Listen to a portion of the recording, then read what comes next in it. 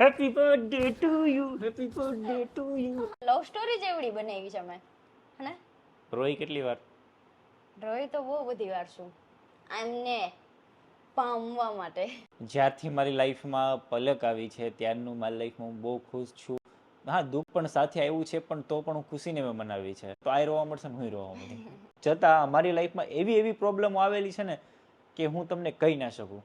એકવાર તો પલક ઉપર કેસ પણ થઈ ગયેલો છે. અમે ક્યારેક બંને ગૂંચવાયેલા હોય ને તો અમે બંને એકબીજા સામસામું રડી લે. 12 વાગી ગયા. હેપી બર્થડે માય વાઈફ અને thank you. Happy birthday. Thank you. ભગવાનને બે હાથ જોડીને પ્રાર્થના છે તો તારા લાઈફમાં ખુશ રહે, લાઈફમાં આગળ વધ અને મહાદેવ તને એટલી સદબુદ્ધિ આપે કે તું ખૂબ પ્રગતિ કરે અને ક્યારેય ખોટા વ્યક્તિને ન મળે એવી મહાદેવની પ્રાર્થના છે કે તું કોઈ ખોટા વ્યક્તિને મળે ને તો વ્યક્તિ મહાદેવ એના તારાથી દૂર કરી દે બસ. અને ખોટો સંગત ન મળે એવી પ્રાર્થના છે. અને બસ બીજું કાંઈ નથી માંગતો. તું ખુશ રહેતા લાઈફમાં અને આજે તું કહે ને એમ કરવા તૈયાર છું. બોલ તાર શું જોવે છે? જોતું તો કઈ નથી, તમે જોતા હતા એ મળી ગયા છો. તો હેપી બર્થડે. Thank you. ને ગયા વર્ષના બર્થડેની અમે વાત કરીએ તો આ વખતે હું બર્થડે નહીં મનાવું, ચાલશે ને? મને ક્યાં કઈ જોતું, તમે છો એટલે એને હંમેશા કંઈ જોતું નથી, ખાલી વિડીયોમાં જસ્ટ આજે રિયલ વિડીયો બનાવીએ અમે, કેમ કે અમે રિયલમાં કંઈક અલગ છીએ અને વિડીયોમાં પણ બ્લોગમાં કંઈક અલગ છીએ. પર્સનલ લાઈફની વાત કરીએ તો મારી પર્સનલ લાઈફ એ આખી અલગ છે. તો આજે પલકનો બર્થડે છે તો આજે બે ત્રણ વાત મીઠી થઈ જાય. તો ગયા વર્ષે ક્યાં હતા તમે જ્યારે બર્થડેમાં હતા ત્યારે?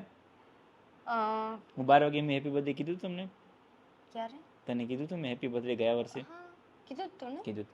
તો ગયા વર્ષે પલકને મેં ફોન કર્યો હતો 12 વાગે કે કોઈ અમે એ બર્થડેના દિવસે અમે લોકો મળ્યા તો નથી જ, પણ ખાલી ફોન ઉપર વાત થઈ હતી કે હેપી બર્થડે પલક, કે તારા લાઈફમાં ખુશ રહેજે, મહાદેવને બે હાજરીની પ્રાર્થના છે, તારે શું જોવે બસ એ કે મને. અને ઘણી બધી એવી વાતો કરી હતી પણ જે બ્લોગમાં કહેવાય નહીં એવી બધી વાતો કરી હતી. બટ કંઈ નહીં, આ તો આજે ગયા વર્ષે મેં પલકને એક પ્રોમિસ પણ કરી હતી કે આ બર્થડે તું મનાવી લે તારા ઘરે, નેક્સ્ટ ટાઈમ બર્થડે આપણે બંને સાથે હશું. કીધું તું ને? હા યાદ છે. તું તારો બર્થડે તારા ઘરે મનાવી લે. આઈ એમ રિયલી સોરી કે હું તારા ઘરે નથી આવી. તો એક થોડીક ફેમિલી ઇશ્યુના લીધે હતું, પણ બધું એ પતી ગયું છે. મહાદેવ દયાથી બધું જ ઠીક છે અત્યારે. અને તમારા બધાના સપોર્ટથી આજે પલક મારી પાસે છે. અને બીજું તો કોઈ નથી. ના કહું છું હા છે એ ને. તો છે. બીજું કોણ છે? તો કે બીજું મારી પાસે અમે વિચાર્યું નહોતું કે અમે અમારી લાઈફ એટલી મસ્ત જીવું છું. બાકી ગોતવા જઈએ ને તો અમારે જેવી લાઈફ તો અમે એટલા કપલ છે આપણા એરિયામાં જોયા છે મેં, પણ અમારી જેવી લાઈફ નથી. પ્રકૃતિએ અમને જે આપ્યું છે એ આપ્યું છે, અમે બહુ ખુશ છીએ આમાં. અમારી પાસે અમે વિચાર્યું નહોતું કે અમારી પાસે પોતાની થાર હશે. થાર શું કહેવાય ને અમને ખબર નથી પડતી. અમે એક થારમાં બેઠા હતા, એક ફ્રેન્ડની થારમાં, એક ખાલી મઢડા ગયા હતા બ્લોગમાં. તો પલક કે થાર બહુ મસ્ત આવે છે, મારે થાર લેવી છે. મહાદેવને પ્રાર્થના કરી કે થાર આવી જાય. ભાઈ થાર પણ આવી ગઈ છે. પછી થોડો ટાઈમ થયો તો ગ્લાન્જા જૂની થઈ ગઈ હતી. ગ્લાન્જા 70,000 કિલોમીટર આસપાસ ચાલી ગઈ હતી. તો મેં કીધું હવે મારે ઓટોમેટિક ગાડી જોવે છે. થાર છે મારે ઓટોમેટિક છે. તો મેં કીધું મારે ઓટોમેટિક થાર જોઈએ. મહાદેવને બી પ્રાર્થના કરી તો ગ્લાન્જા ઓટોમેટિક વેચાઈ ગઈ. વેચવાનો કોઈ પ્લાન પણ નહોતો. એ વાઈ ગઈ. પછી અમારી બીજી ગાડીનો કોઈ લેવાનો પ્લાન નહોતો. ખાલી અમે ગાડી શોરૂમે જોવા ગયા અને અમે શોરૂમે ગાડી લખાવીને આવતા રહ્યા હતા.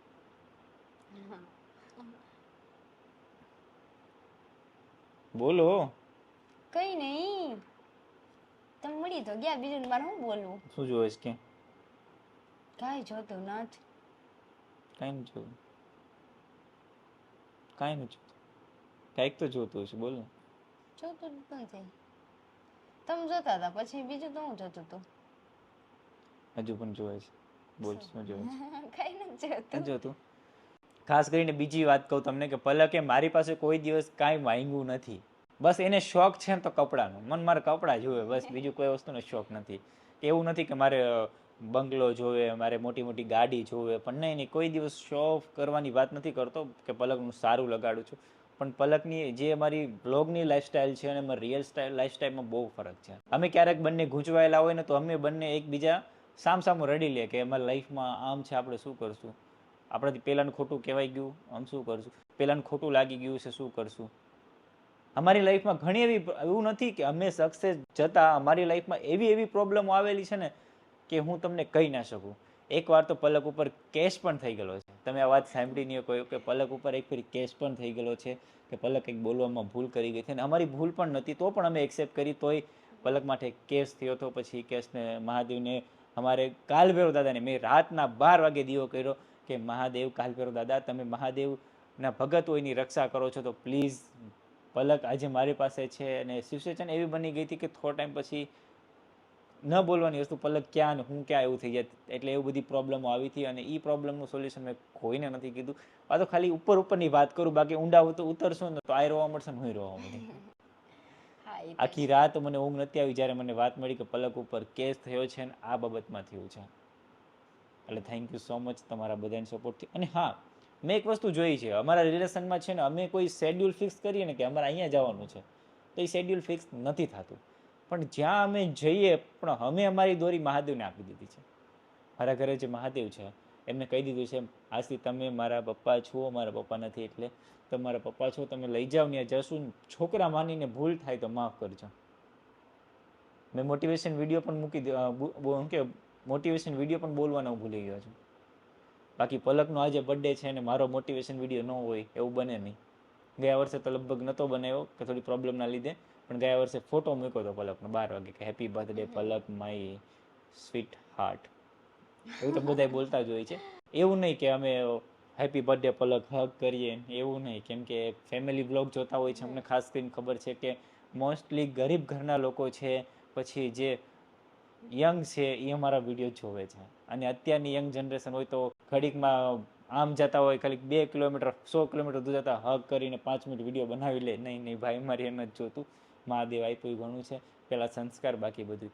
અને ઘણા લોકો કોમેન્ટ કરતા હોય છે અમને કે ધમુભાઈ તમે જવાબ નથી આપતા. એમાં એવું છે થોડીક અમારી પણ જવાબદારી છે મારા ઉપર. ને હું ખુદ પલક હું કેટલા આખો દિવસમાં કેટલી વાર ફ્રી થયો હોય? ધમુ આખો દિવસ ફ્રી હોતા જ નથી. મારે એમની જોડે વાત કરવી ને તો પણ એને મારે કેટલી 2-3 વાર તો બોલાવવા પડે ત્યારે તો મને જવાબ આપે છે. કેમ કે આખો દિવસ એમને એડિટિંગ જ હોય છે. કેમ કે પેલા ફોનમાં એડિટિંગ કરતા ને તો એમને કંઈક 2 કલાકમાં એડિટિંગ બધું થઈ જતું. પણ હવે શું કહેવાય અમને લેપટોપ હા તો એમાં કરે છે ને તો એમાં તો બહુ એમને વાર લાગે છે ને એમાં સાવ અલગ એડિટિંગ કરે છે. પેલા તો સિમ્પલ જેવું તેવું જે પણ હતું એ જવા દેતા. જૂના વિડીયો ચેક કરજો અને અત્યારના વિડીયો ચેક કરજો. એમાં પાછળનો નોઈસ છે ને બેકગ્રાઉન્ડ નોઈસ છે, અવાજ આવતો હોય એ નહીં આવતો હોય.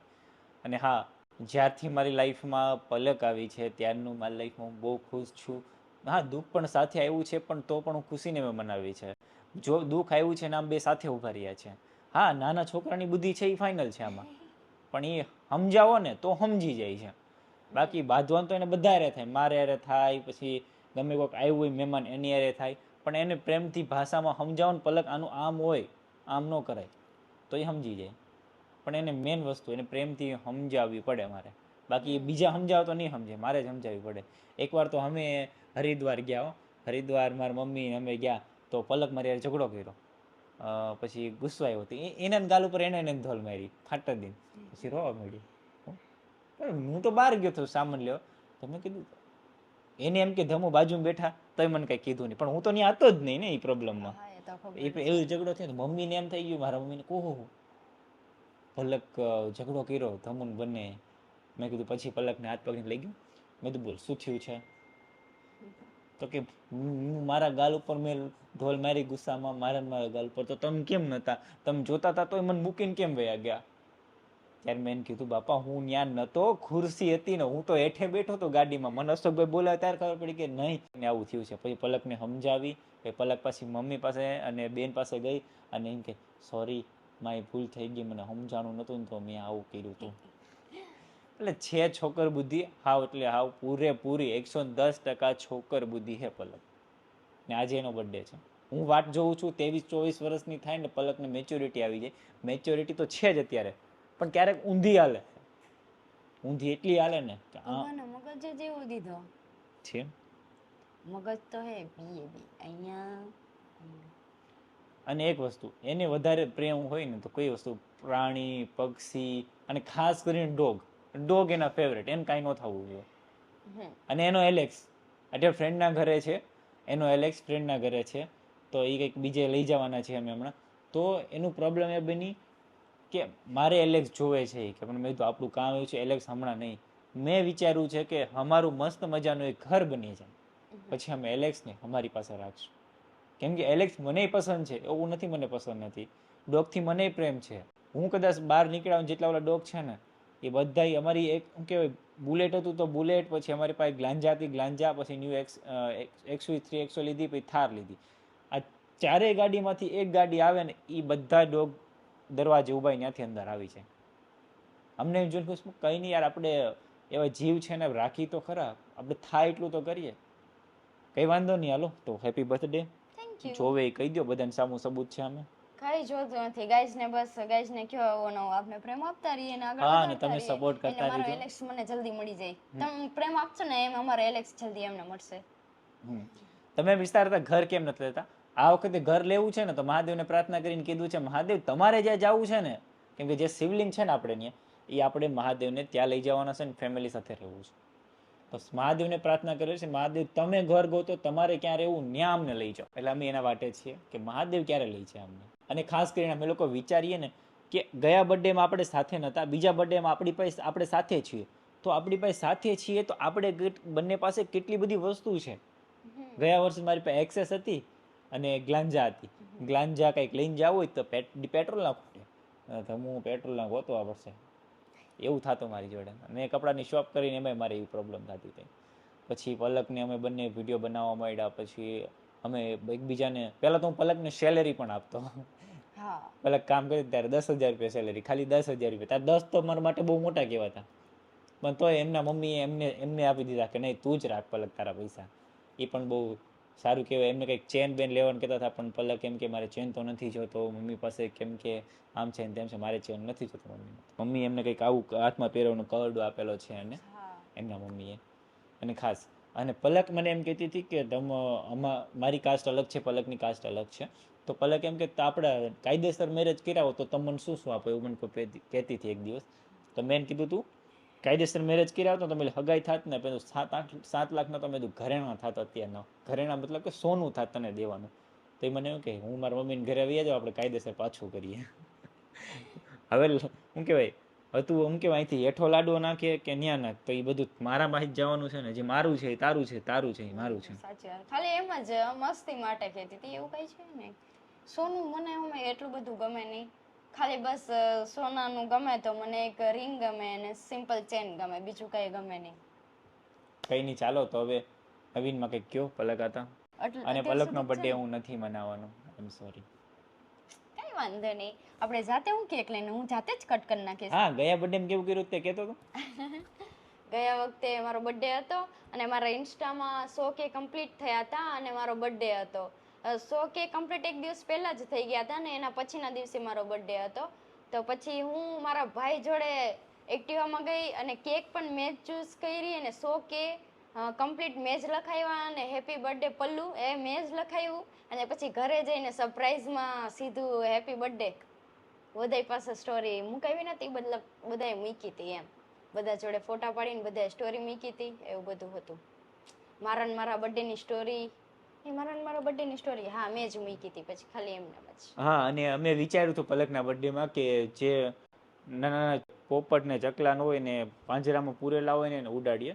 પણ થોડું પ્રોસેસ થોડું જાણવા પછી ખબર પડી કે તમે એને પાંજરામાં પૂરેલા હોય ને એને ઉડાડી દો ને તો એ આ દુનિયાની અંદર, આ પ્રકૃતિની અંદર રહી ન શકે. એનું રીઝન કે બીજા જે પક્ષીઓ છે એને મારી નાખે એવી બધી પ્રોબ્લેમ. કેમ કે એને નાનપણથી પિંજરામાં રાખેલું હોય તો એને પિંજરાનો અનુભવ હોય ને, દુનિયાનો થોડો હોય. અને પાછું બીજી વસ્તુ એ કેમ કે ઈ ઇંગ્લિશ બર્ડ છે અને આ જે છે સર્વાઈવ ન કરી કે એટલે જ ને મેઇન વસ્તુ ઈ છે.